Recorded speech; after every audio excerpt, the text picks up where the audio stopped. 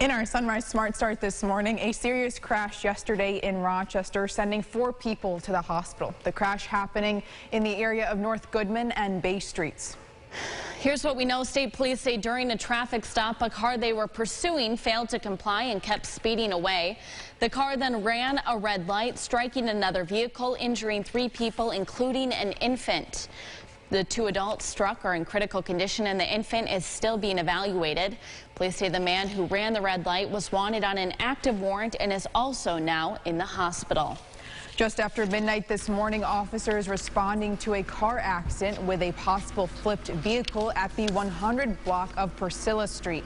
Police say when they arrived, they found an unoccupied vehicle and the driver fled before officers arrived. The vehicle was reported stolen out of the city earlier that evening.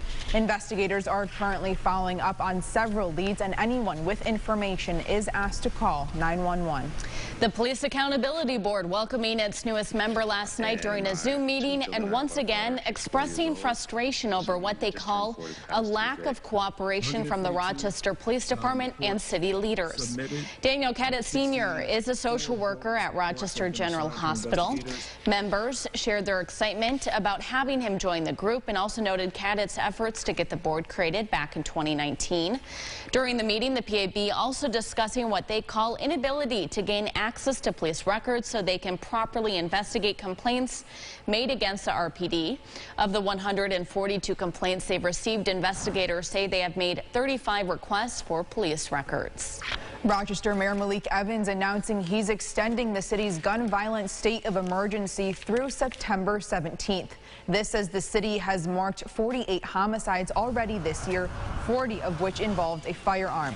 The state of emergency was introduced on July 21st, shortly before Officer Anthony Mazurkowitz was killed in the line of duty. The emergency order allows the mayor to enact curfews and shut down streets. Monroe County is trying to find ways to get more young people ready for the workforce through various introductory programs. One of these programs, a $400,000 grant for the Multi-Craft Apprenticeship Preparation Program. It's specifically for people in underserved populations in Rochester. Participants have full access to the training, job site experience, education, and basic skills required for construction and trade jobs. Governor Kathy Hochul announcing the state's tuition assistance program, otherwise known as TAP, will now be available to part-time students. Hochul says it's a $150 million investment that will help more than 75,000 students afford a college education immediately.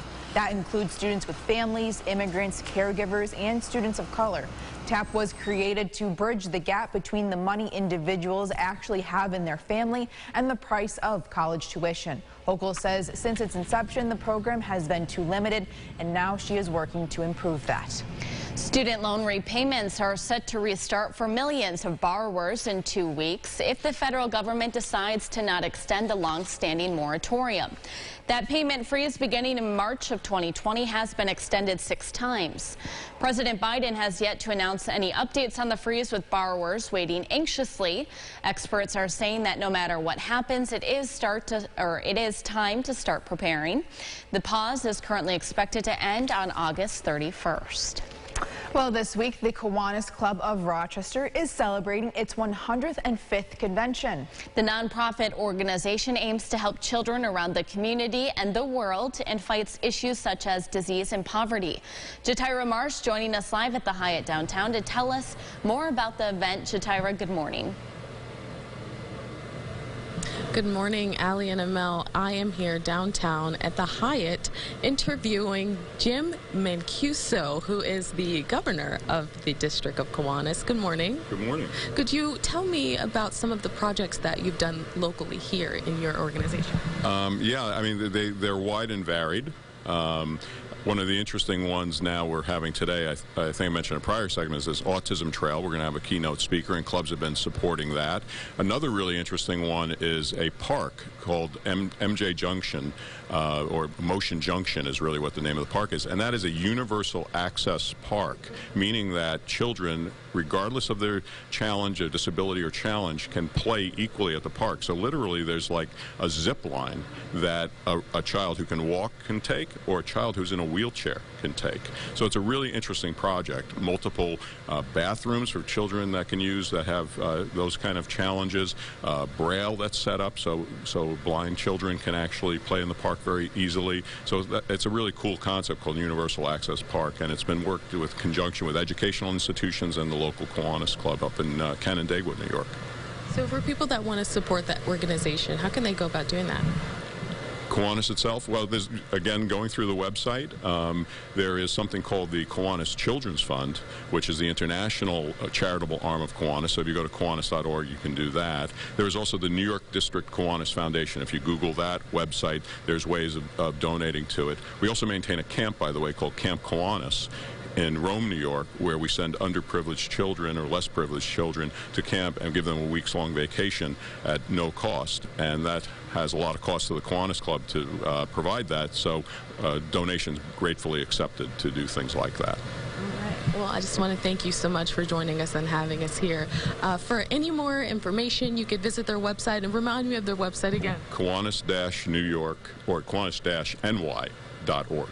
Kiwanis-NY.org. You heard it here first. Reporting live, Jatira Marsh in Rochester. Back to the studio. Jatira, thank you so much. Such a great organization doing so much in our community and around the world, James. Golf forecast. Yeah. I'm going to guess it's going to be a beautiful day for golf. Yes, I think so. Maybe a little on the warm side for you. If you're thinking about getting onto the golf course, morning rounds are certainly going to be a little bit cooler as numbers hanging in the 60s. Maybe we're taking a half day and playing around in the afternoon. Should be just lovely. Greens moving fast. With a day like today, afternoon high temperatures get into the middle 80s. No real chance for rain. If you do feel a drop or two, it's not going to last. We'll just move right on out. We'll take a look at the weekend at the end of the show. Allie, Mel? All right, James, thank you. Taking a look at the roads, no accidents out there. 390, 490, 590 are clear. Should be a smooth ride into work. In national news this morning, the White House response coordinator for monkeypox announcing more vaccines are on the way, with close to 2 million more doses becoming available for order on Monday. The U.S. working to make sure vaccines are distributed equitably while also making sure to reach people at higher risk. Part of the strategy will include a pilot program to distribute vaccines at large events geared towards those communities.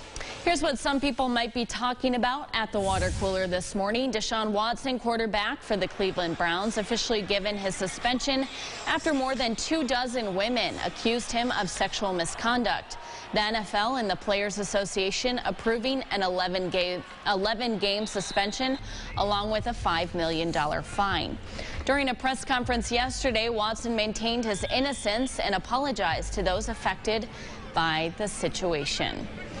Well, let's bring in James one more time here. James, big news there, but also some good news coming from you for the forecast. Welcome. I was trying to start my Friday early. Yeah, I know. You were just peacing out. Yeah, so see you later. Yeah, all right, so we have the golf forecast here. I'm going to step off the screen and get the 8-day forecast fired up here so we can take a look at the weekend, which I did tease. All right, so Saturday is going to be the better of the 2 days. We expect mostly sunny skies, but it's going to be hot. Highs around 90. Then we cool off from there. Sunday, scattered showers and thunderstorms in the forecast, so keep your eye to the sky. Have some backup plans if you do plan on being outside for the second half of the weekend. Good tips there, James. Yeah, tomorrow we'll be going to festivals, wherever you may be. Yes. Sunday, get a good book. Movie day. Movie day. Yeah. All right, thank you so much for watching News 8 at Sunrise. Our next update is coming up in 30 minutes. CBS Mornings is next.